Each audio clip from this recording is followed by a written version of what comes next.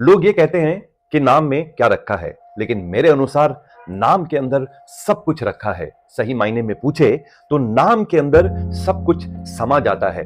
किसी भी ब्रांड को जब हम लॉन्च करते हैं, जब उसका नामकरण ऐसा होता है कि वो नाम काफी कैची हो, तो आगे चल के वो ब्रांड बहुत प्रसिद्ध हो सकता है। आज के एपिसोड में मैं आपके साथ ब्रांड नेम के ऊपर चर्चा करने वाला हूं। याद है पिछले एपिसोड में मैंने आपसे कहा था कि आपको एक पेन और पेपर लेकर 10 ब्रांड्स के नाम लिखने होंगे जिनको आप जानते हैं। अगर आपने वो एक्सरसाइज किया है तो बहुत अच्छा, अगर आपने नहीं किया तो मैं आपको इसी क्षण में कहूंगा कि आप पेन और पेपर लीजिए और 10 ब्रांड जो भी आपके जहन में आते हैं उनको लिखिए। ये जरूरी नहीं है कि वो ब्रांड नेम एक सेक्टर के हो, वो किसी भी सेक्टर के हो सकते हैं। आपको सिर्फ इतना काम करना है कि उन ब्रांड्स के नाम आपको एक पेपर में लिखने हैं। तो आप लिखिए, मैं अभी हाजिर होता हूं आपके सामने।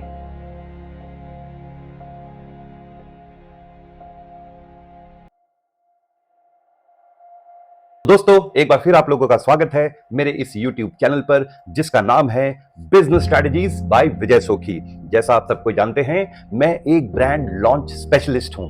अभी अभी मैंने एक कंपनी के साथ टाई अप की है और जब हम उस कंपनी के फाउंडर के साथ बात कर रहे थे, जो पहला डिस्कशन हुआ वो था ब्रांड नेम के ऊपर। जिस तरह मैंने आपको अभी कहा कि आप 10 ब्रांड्स का नाम लिखिए, ठीक उसी तरह मैंने भी उन जजमान को कहा कि आप पेन और पेपर लीजिए और लिखिए उन ब्रांड्स का नाम जो आप जानते हैं। उन्होंने 10 ब्रांड के नाम मुझे लिख के बताए। फिर मैंने उनको कहा कि आप और 5 नाम लिखिए, कुछ भी नाम हो सकते हैं। तो टोटल में उन्होंने 15 नाम उस डायरी में लिखे। और जानते हैं उसमें खासियत क्या थी? उसमें खासियत यह थी कि वो 15 ब्रांड के नाम जो उन्होंने अपने डायरी में लिखे थे वो सिर्फ एक शब्द का नाम था, जैसे कि Amul, Dabur, Infosys, Wipro, Google, Apple.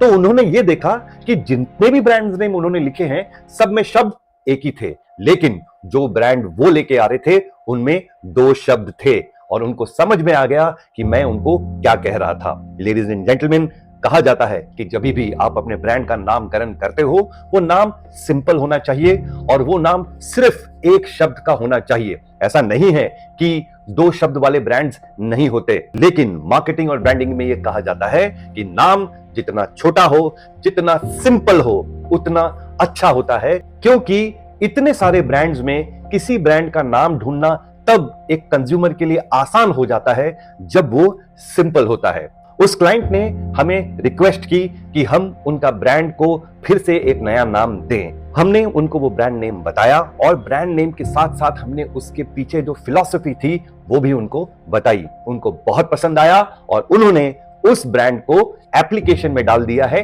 Trademark के लिए। मैं विवशतापूर्ण आपको उस ब्रांड का नाम नहीं बता सकता। क्यों? क्योंकि वो ब्रांड अभी भी रजिस्ट्रेशन प्रोसेस में है, लेकिन आगे चल के मैं जरूर आपको उस ब्रांड का नाम का खुलासा करूंगा। ब्रांड के साथ एक टैगलाइन होना भी बहुत जरूरी है। जब एक ब्रांड के पास एक टैगलाइन होता है तो वो उसको एक मेमोरेबल एक्सपीरियंस बना देता है।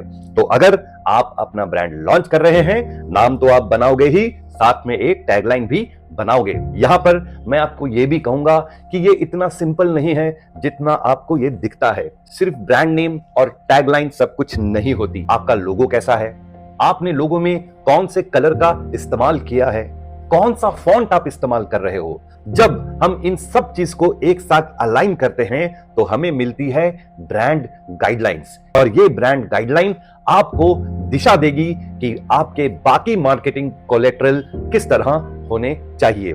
जैसे मैंने आपको पहले कहा कि नाम में क्या रखा है। लेडीज एंड जेंटलमैन, याद रखिए, नाम में सब कुछ रखा है। अगर आप उस नाम को सही अनुमान लगा के बनाते हैं तो वो एक ऐसी कड़ी साबित होती है जिससे कि आपका ब्रांड एक नेक्स्ट लेवल तक पहुंच सकता है। आशा करता हूं आज का एपिसोड आपको पसंद आया होगा। अगले एपिसोड में फिर हम किसी नए टॉपिक के ऊपर बात करेंगे। तब तक के लिए आपका ये दोस्त आपसे अलविदा लेता है।